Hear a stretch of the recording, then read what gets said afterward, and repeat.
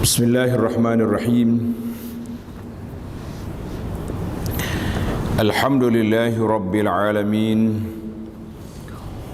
Wassalatu wassalamu ala rasuli rabbil alamin, nabiyyina wa habibina wa qudwatina Muhammad ibn Abdullah wa ala alihi wa sahbihi wa man sar ala nahjihi wahtada bihadihi wastanna bisunnatihi ila yaumiddin, amma ba'du. Muslimin dan muslimat, para jemaah, para pencinta ilmu sekalian, alhamdulillah pada pagi ini 29 Sya'ban, mana kita sudah di ambang Ramadan 1445 bersamaan dengan 10 hari bulan 3 24. Kita teruskan bacaan kita dalam buku Wa Abshiru, di mana buku Abshiru ni buku siri-siri ayat-ayat tadabbur pilihan secara rengkah-rengkahnya. Jadi sambungan kita pada kali ini, tuan-tuan yang ada Quran boleh buka surah Al-Baqarah, surah Al-Baqarah ayat 188, ayat 188. Dia panggil larangan makan harta haram.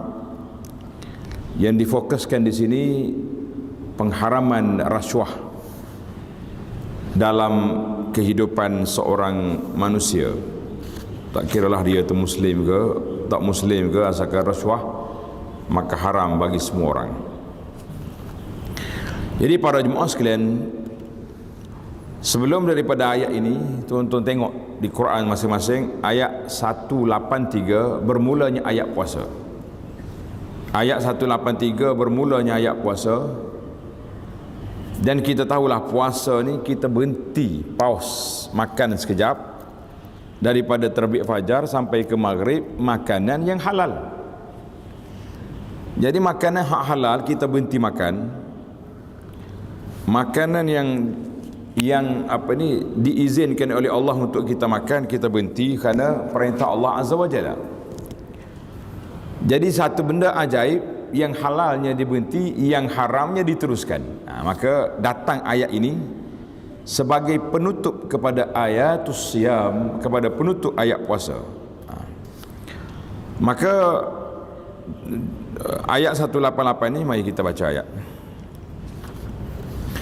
A'udzu billahi minasy syaithanir rajim. ولا تأكلوا أموالكم بينكم بالباطل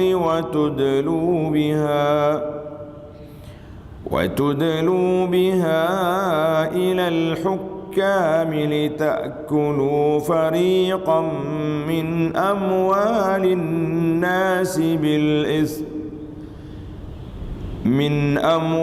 الناس بالإثم وأنتم تعلمون.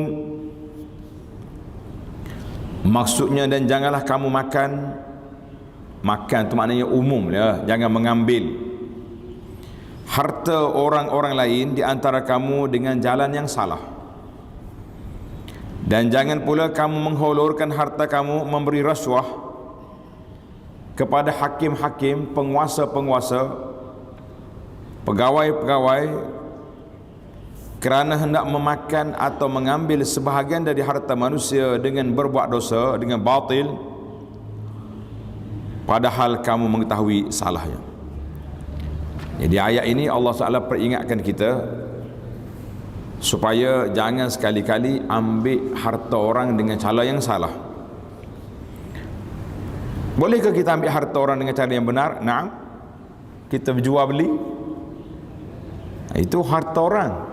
Tapi oleh kerana ada tukaran, orang setuju, ambil. Ataupun kita minta sedekah, minta bantuan, dia beri kepada kita bi nafsin, dengan jiwa yang lapang, dengan jiwa yang tenang, boleh. Yang tak bolehnya tipu, rasuah, ambil riba dan segala perkara lorong-lorong yang digalakkan oleh syaitan dan diharam oleh syariat. Tadabbur ayat. Tengok. Dalam buku ni dia bagi tadabbur ayat, kemudian ada pengajaran. Wala ta'kulu amwalakum bainakum bil batil, dan janganlah kamu makan. Pada bahagian pertama ayat ini Allah SWT melarang kita memakan harta orang lain dengan jalan yang salah, jalan yang batil. Yang dimaksudkan dengan perkataan ta'kulu, makan, dalam ayat ini ialah menggunakan, mempergunakan atau memanfaatkan. Sebagaimana biasa dipergunakan dalam bahasa Arab dan bahasa lainnya. Maknanya kita kata makan tu, bukan kalau tak makan pun, saya tak makan lah rasuah, tapi saya buat beli kereta, saya buat beli rumah, saya buat tu buat ni, tak semestinya makan tu makan lah. Artinya gunakan harta itu. Cuma bila kata makan tu lebih dekat dengan hidup manusia ni. Manusia ni kalau tak makan mati.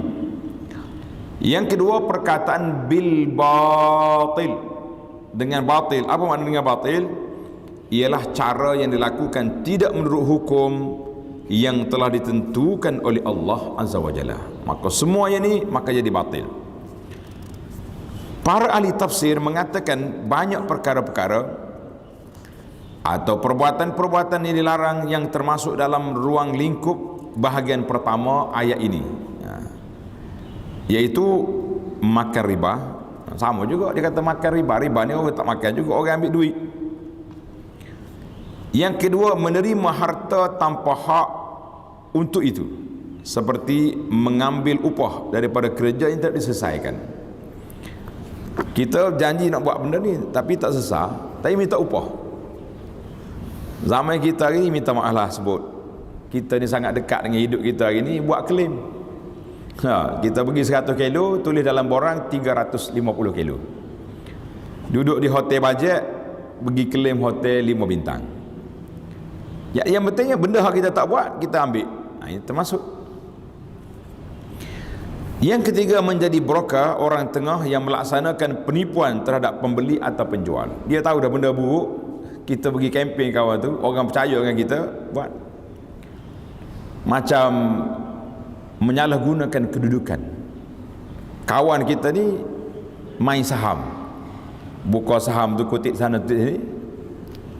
Kita atas nama orang dikenali sebagai selebriti, ataupun yang penting ada nama. Oh, kita duk up gambar panel syariah, akhir sekali rupa-rupanya kawan tu lesen pun tidak ada. Contoh ni, jangan kait dengan siapa-siapa, kita pun lari. Maknanya ini termasuk dalam ambil harta orang dengan batil. Jangan bermudah-mudah nak meluluskan satu perkara.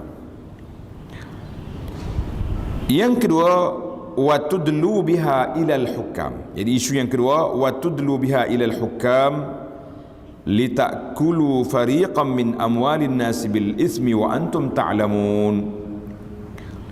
Dan jangan pula kamu mengholorkan harta kamu, yakni memberi rasuah kepada hakim-hakim, pegawai-pegawai, kerana hendak memakan atau mengambil sebahagian daripada harta manusia dengan cara salah, padahal kamu mengetahui salahnya. Bahagian yang kedua atau bahagian yang terakhir daripada ayat ini, kita dilarang dan ditegah daripada memberi rasuah kepada hakim dengan maksud untuk mendapatkan sebahagian harta orang lain dengan cara yang batil, dengan menyogok atau memberikan sumpah palsu atau mendatangkan saksi palsu ataupun apa sajalah bukti-bukti palsu yang sangat berbahaya, yang menyebabkan dengan sebab kita keluarkan saksi ataupun akuan palsu, keluar sijil-sijil palsu terhadap apa saja yang boleh menghilangkan harta orang lain, maka itu termasuk. Sabda Nabi SAW ketika datang sahabat dua orang yang berkelahi, masing-masing kemuka hujah bahawa ini barang dia, maka Nabi dengar hujah. Walaupun Nabi SAW ada mukjizat, dia boleh je minta wahyu daripada Allah Ta'ala siapa betul di antara dua orang ni, tapi Nabi tak guna jalan wahyu. Kenapa? Kalau Nabi guna jalan wahyu, nanti Nabi tak ada, Nabi wafat, macam mana Sayyidina Abu Bakar nak jatuh hukum? Ini di antara isu. Bagaimana Sayyidina Abu Bakar nak jatuh hukum nanti Nabi sudah wahyu tidak ada, maka Nabi tak guna. Dia dengar hujah. Mana hujah kamu? Mana hujah kamu? Dengar. Kemudian Nabi kita bersabda, innama ana basyarun, aku ni manusia, aku tak tahu benda gaib kecuali yang Allah Ta'ala beritahu.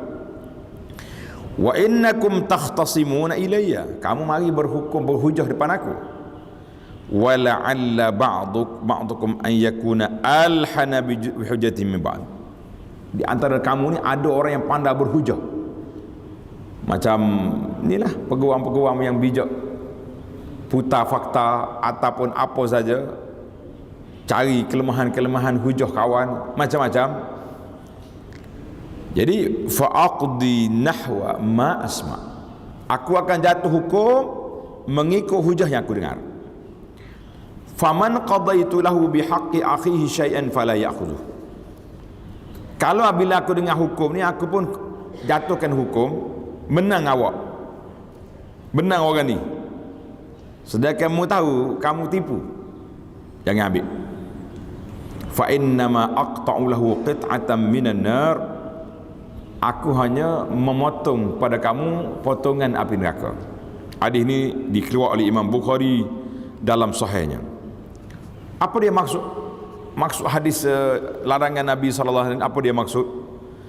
Maksudnya Nabi kita sallallahu alaihi wasallam beritahu, walaupun hakim jatuh hukum menang kita, tapi kita tahu benda tu benda tak betul, yang betul yang kan oleh kerana peguam kita bijak, putar fakta, kona sana kona sini kita menang, tetap benda itu haram di sisi Allah Azza wa Jalla walaupun halal di sisi undang-undang.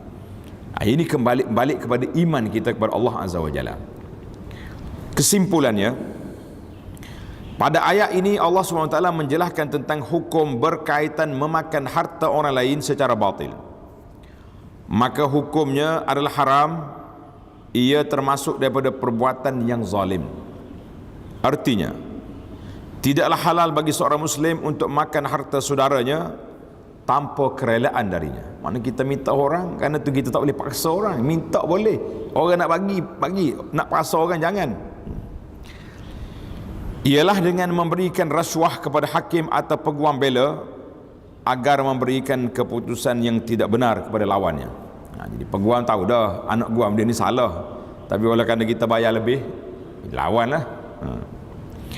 Mereka melibatkan hakim dalam membentukkan hukum yang tidak sesuai dengan kebenaran, serta memakan, menggunakan, memiliki dan menguasai sebahagian harta orang lain dengan persaksian dan sumpah palsu, serta melanggar ketentuan Allah Subhanahu wa taala, walaupun mereka mengaburi mata semua dengan kemenangan daripada keputusan hakim.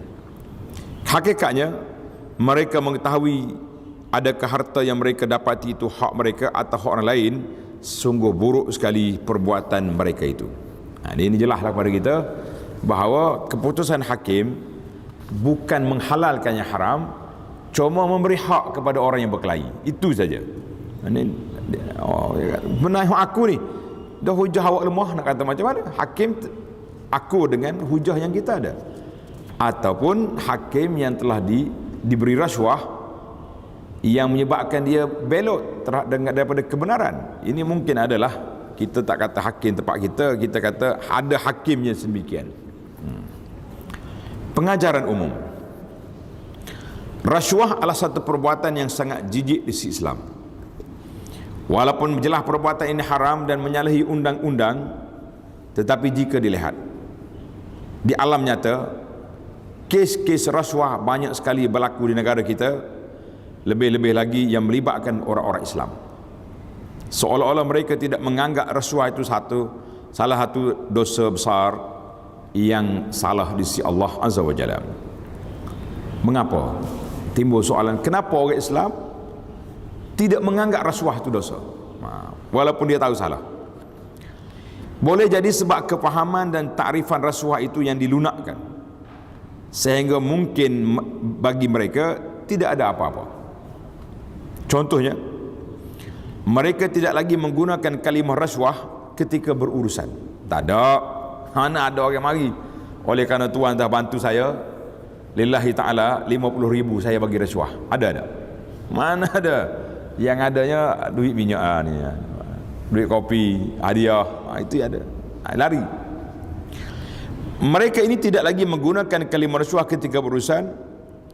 Sebaliknya digantikan kalimah lain seperti duit kopi, wang pelincir, duit minyak, macam-macam dia punya istilah.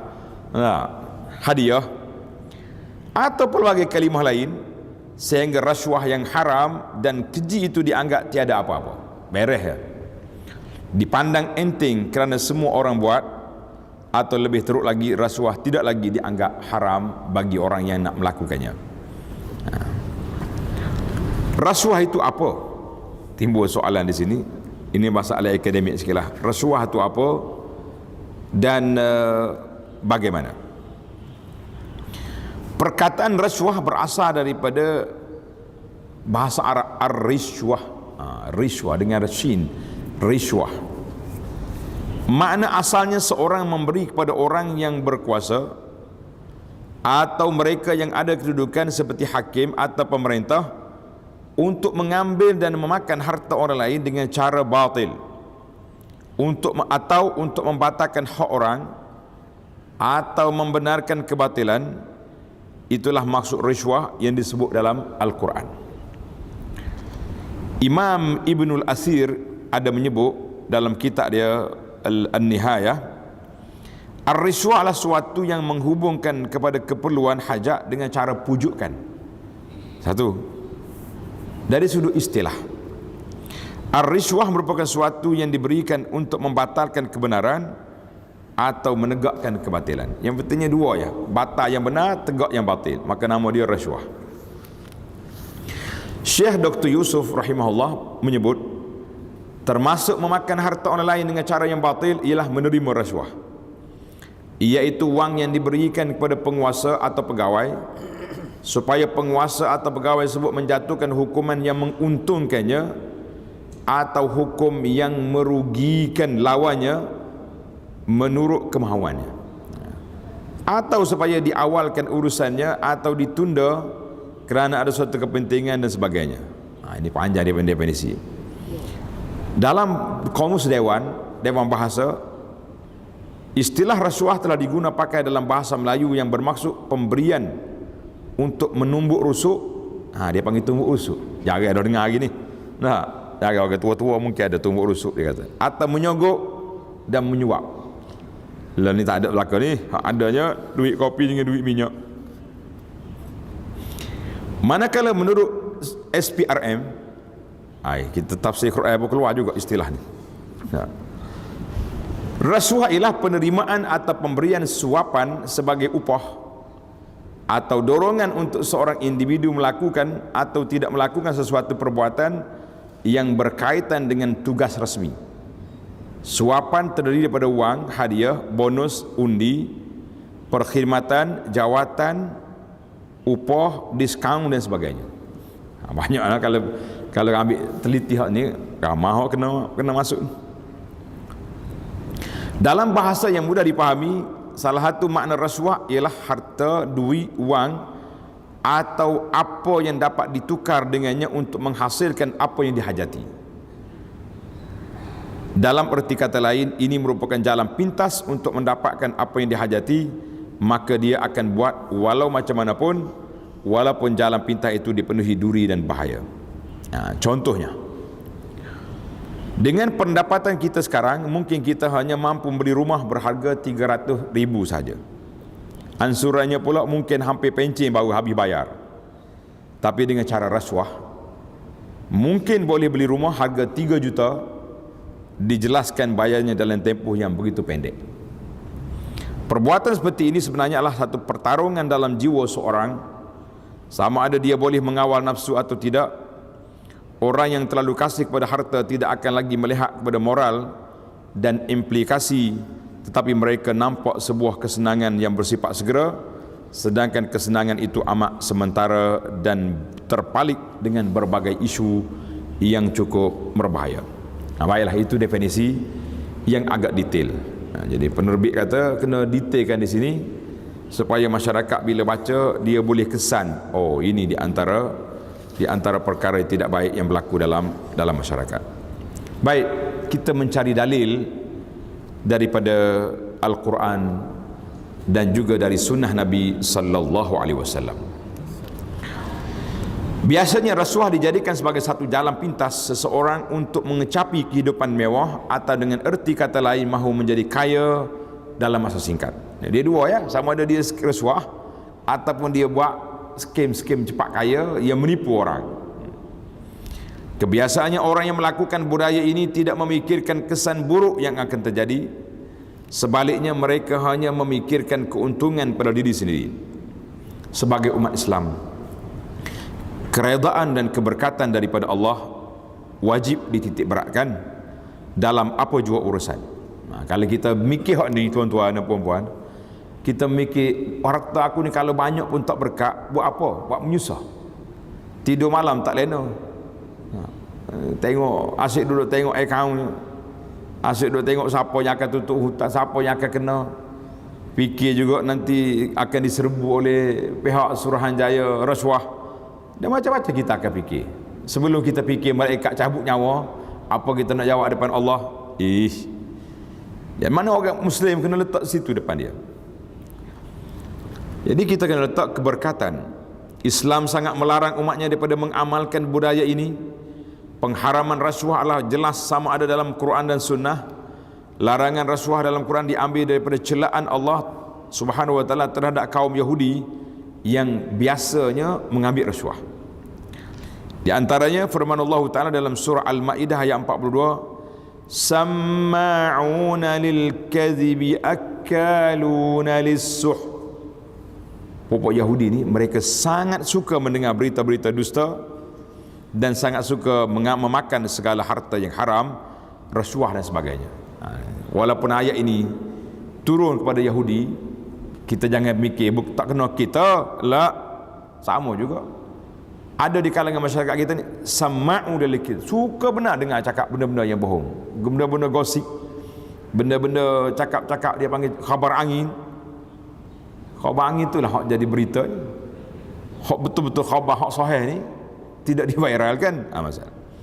Jadi dua sifat yang buruk ada pada Yahudi dan ada juga pada kita kalau kita ikut perangai dia, iaitulah suka dengar benda bohong, makan harta haram. Al-Imamul Baghawi rahimahullah ta'ala menjelaskan ayat ini dengan mengatakan ayat ini turun berkenaan para hakim Yahudi. Seorang bapa Yahudi jahat di Madinah, nama dia Ka'ab bin Al-Ashraf. Ka'ab bin Ashraf ni jahat sangat. Tuan-tuan tanda, ana letak dalam buku Madinah yang ana usahakan itu dengan gambar-gambar kubu Ka'ab. Masih ada lagi di Madinah sekarang. Kota Ka'ab ada lagi. Pernah pergi tengok? Pergi melawat dah? Kena pergi sekali. Nak pergi kena ikut Abu Anah baru jaga bagus apa. Baru ni kita pergi umrah jejak sirah. Ustaz kuat, dia mengikut pula letih. Cari tempat sejarah. Kubu Ka'ab yang ada. Inilah salah seorang daripada bapa Yahudi yang Nabi tawaran istimewa, man li Ka'ab bin Ashraf. Siapa dia boleh pergi bunuh Ka'ab sebab dia terlalu jahat. Jadi dalam negara Islam ni, kalau penyakit barah, penyakit kanser, macam orang kecil manis tu yang boleh membawa kepada kematian, doktor kena potong kaki. Ini pun Ka'ab ni terlalu jahat. Dia akan porak-porandakan masyarakat Madinah dengan kejahatan dia. Maka Nabi bagi offer, tawaran pada sahabat, siapa dia boleh bunuh Ka'ab. Maka Ka'ab dibunuh di kota, di istananya, di Saddu Butuhan di Madinah. Jadi Ka'ab ni jahat sangat.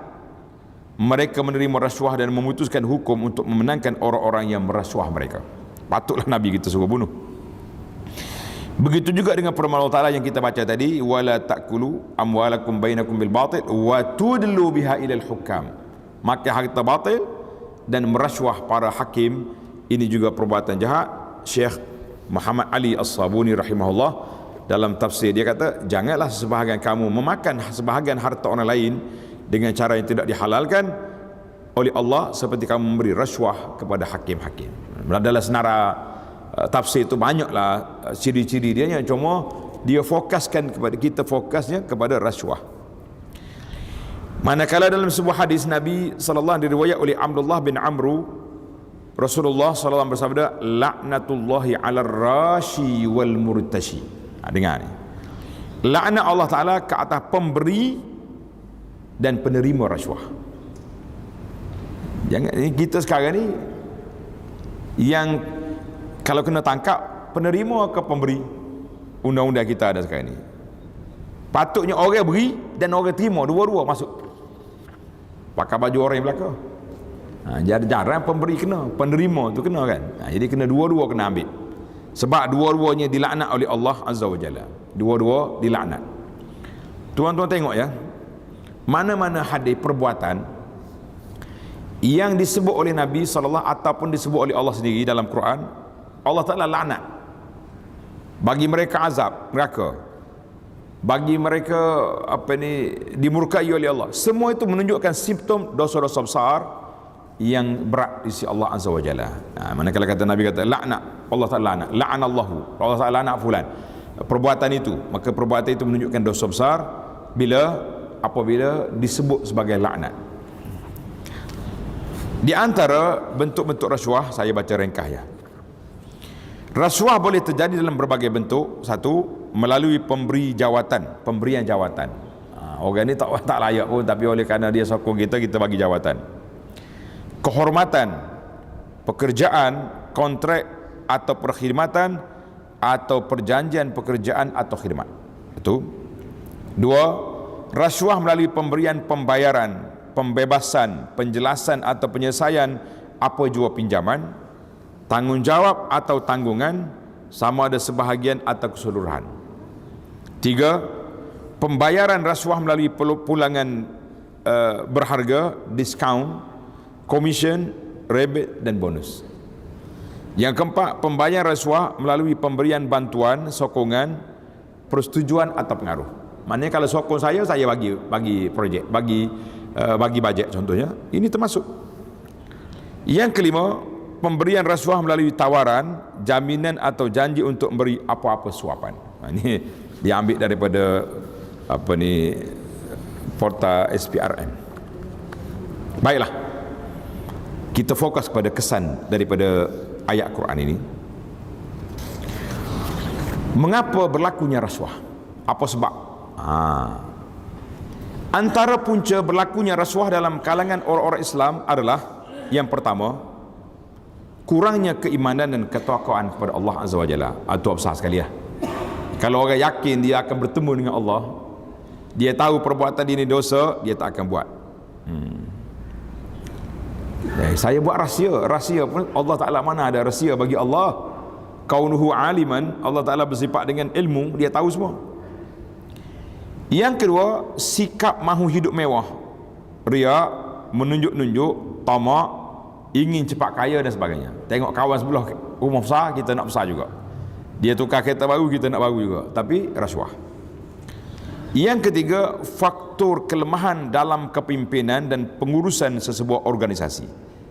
Mana kita percaya sangat pada orang, buat akhir kali banyaklah berjadu penyelewengan. Dan juga boleh memberi ruang dan kesempatan kepada pemberi dan penerima rasuah untuk melakukan jenayah kepimpinan yang disebabkan oleh kepimpinan yang lemah, menyebabkan kurangnya penyeliaan, tiada pemantauan, lembab menjalankan tugas dan terbuka kepada penyelewengan, khususnya rasuah. Faktor yang keempat, modernisasi, pembangunan sosial ekonomi yang tidak diseimbangkan dengan pembangunan kerohanian akan memudahkan terjadinya rasuah. Mana kita duduk kempen orang gaya hidup yang bebas, tapi kita tak kempen dari sudut kerohanian, dari sudut zuhudnya, dari sudut qanaahnya, dari sudut dosa pahalanya, maka ini juga merosakkan. Yang kelima, faktor politik. Setengah ahli politik menggunakan kesempatan dan jawatan yang sepatutnya digunakan untuk berbakti pada masyarakat, sebaliknya digunakan untuk menerima dan beri rasuah untuk mendapatkan kuasa, memenangi pemilihan jawatan, mengumpul kekayaan, menagih populariti dan sebagainya. Wallahu alam. Kesan-kesan rasuah. Ini bahaya ni. Sesungguhnya amalan rasuah ini akan menatijahkan kesan dan kesudahan yang sangat buruk. Antaranya, yang pertama, menghancurkan keadilan dalam sebuah negara. Dua, melahirkan masyarakat tanpa akhlak ataupun integriti. Tiga, melahirkan masyarakat ananiah, egois, mana dia kata dia saja, orang lain jangan peduli. Yang ketiga, biaya pengurusan akan meningkat, yang harga 5 juta boleh jadi 10. Yang kelima, pengurusan pentadbiran menjadi bermasalah. Yang keenam, munculnya orang kaya jahat yang khianat. Rasuah semakin parah dan menyebabkan jurang kemiskinan yang semakin melebar. Jika amalan pemberian rasuah ini tidak dibendung segera, akan mengakibatkan banyak masalah sosial kerana undang-undang tidak dapat dipatuhi dengan sebenar-benarnya. Dengan rasuah, hukuman dapat dielakkan, maka kegiatan jenayah dan ketidakadilan akan berleluasa. Rasuah tidak sekadar memudahkan atau menggalakkan jenayah seperti pelacuran, pemalsuan wang, cetak rokok dan penyeludupan, bahkan lebih besar daripada itu, mengundang murka Allah. Ini kita lupa ya ni, mengundang kemurkaan Allah, dan seterusnya menjemput musibah, bala dan wabak. Penyelesaian. Apakah penyelesaian yang kita cari dalam tadabbur ayat ini? Banyak cara boleh dibuat untuk menghapus atau membendung jenayah rasuah kalau kita betul-betul ikhlas untuk menghilangnya. Pertama, memantapkan iman dan mengukuhkan jati diri. Keimanan dan kepribadian yang tinggi adalah benteng yang paling kuat untuk mementeras gejala rasuah biiznillahi azza wa jalla. Dua, meningkatkan penguatkuasaan undang-undang dan hukuman penguatkuasa undang-undang. Penguatkuasa undang-undang perlu bertindak tanpa memilih bulu, sama ada ia dilakukan oleh orang biasa ataupun orang besar. Kemudian siasatan dan penguatkuasaan perlu dipergiatkan lagi agar masyarakat sedar betapa bahaya dan serius masalah ini jika tidak dibenteras. Tiga, memasukkan bahaya rasuah dalam sistem pendidikan. Benci kepada rasuah akan dapat dihayati dalam diri sekiranya diajar dan dididik daripada awal persekolahan lagi. Mana kita didiklah, tapi kesedaran tu perlu ada. Yang pentingnya masuk elemen ini. Yang keempat, cara paling berkesan untuk membendung segala jenis maksiat termasuk rasuah dengan menanamkan ke dalam jiwa rakyat, khususnya para pembesar dan mereka yang punya kedudukan tinggi dalam negara, iaitulah keimanan kepada Allah Azza wa Jalla. Para agamawan perlu kerjasama meningkatkan penjelasan dan kesedaran masyarakat biiznillahi azza wa jalla, sebagaimana firman Allah Ta'ala, kuntum khaira ummatin ukhrijat linnas ta'muruna bil ma'rufi wa tanhauna 'anil munkari wa tu'minuna billah. Kamu wahai umat Muhammad sallallahu alaihi wasallam adalah sebaik-baik umat yang berbuat segala perkara yang baik dan melarang daripada segala perkara yang salah, yang buruk dan keji, serta kamu pula beriman kepada Allah. Maknanya kalau kita boleh duduk di tapak ini, biiznillahi azza wa jalla, kita akan selamat. Baiklah, jika kerjasama umara, penguasa dan ulama dijalankan dengan baik secara berterusan, dengan izin Allah, jenayah rasuah dapat dihentikan biiznillahi azza wa jalla. Baiklah, dalam buku ini ada satu kisah, iktibar daripada kisah Nabi Sulaiman dengan Ratu Balqis. Tuan-tuan bacalah, panjang cerita ni, satu kuliah pula jadi. Iaitulah tadabbur kita kepada ayat, tanda ayat ni dalam surah wa inni mursilatun ilaihim bihadiyatin. Surah apa tu? Cuba tengok. Maknanya Sulaiman alaihissalam bila ya, suratul Naml, tak tulis suratul Naml ayat 35 sehingga ayat 37. Ingatlah cerita burung belatuk hudhud pergi, dia jumpa seorang raja perempuan yang duk sembah matahari mari. Maka Nabi Sulaiman hantar surat. Hantar surat kepada Balqis supaya beriman kepada Allah Azza wa Jalla. Makcik ni bijak. Dia kata sebelum kita terima tawaran Sulaiman ni, kita hantar hadiah dulu. Tengok ni. Hantar hadiah.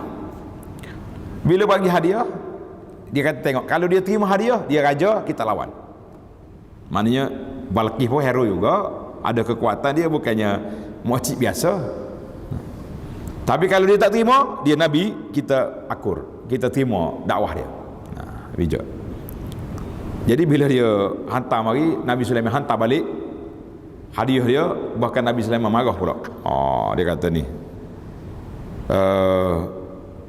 irji ilaihim, buat balik semua hartamu. Tak mau masuk Islam, aku akan bawa tentera yang akan serang mereka. Jadi akhirnya larilah dia. Jadi Balqisnya bila dia dengar ini, tengok Nabi Sulaiman marah dia.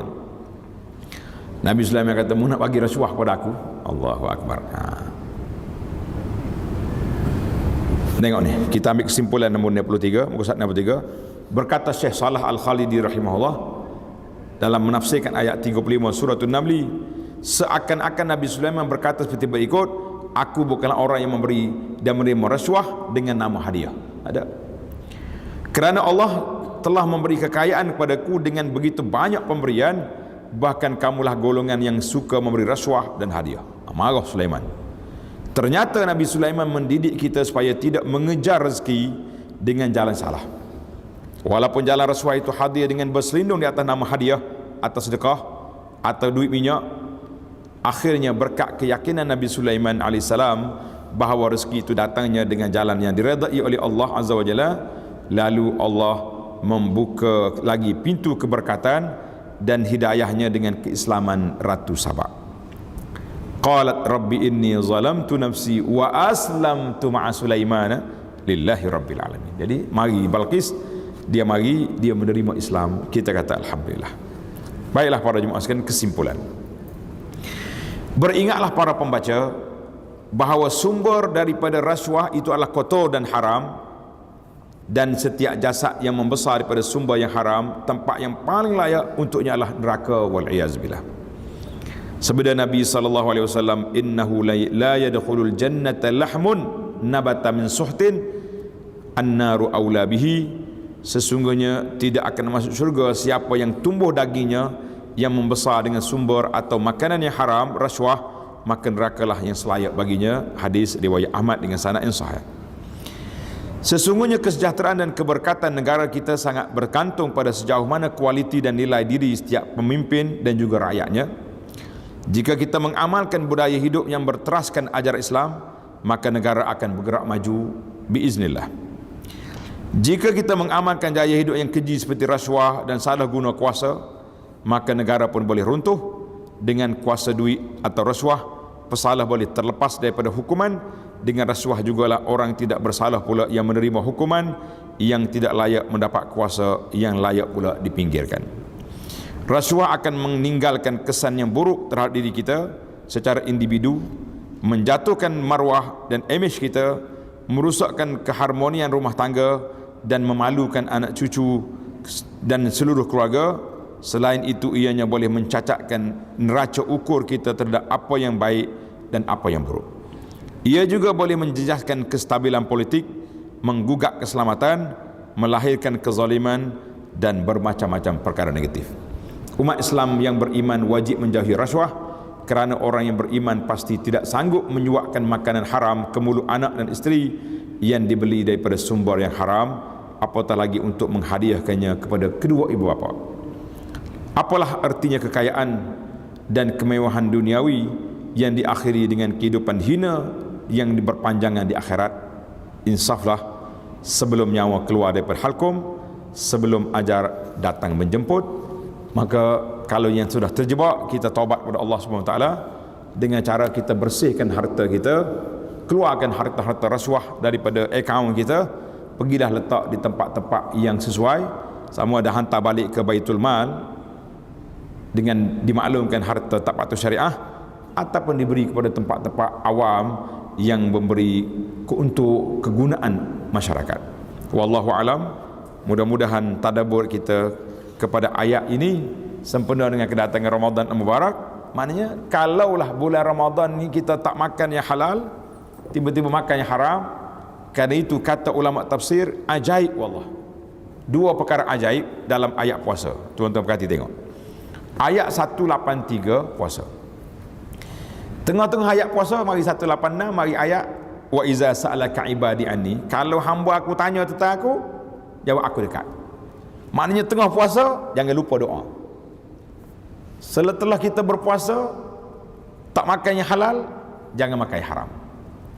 Karena itulah dia panggil Quran ini tafsir Quran bil Quran, tanasub, susun munasabatul ayat, cukup menarik untuk kita tadabbur, perhati, dan untuk kita mendapat manfaat daripada ilmu tadabbur Al-Quran, insya-Allah. Mudah-mudahan Ramadan datang pada tahun ini, tuan-tuan dan tuan-puan, para jemaah sekalian sangat bersedia untuk meningkatkan ilmu tadabbur Al-Quran kepada ayat-ayat pilihan kita ini. Kalau tak sempat nak tadabbur dengan ustaz, apa bacalah buku ni, biar khatam sekali dah, satu ayat insya-Allah. Dalam ni ada 18 bab, yang 18 hari Ramadan dah kita.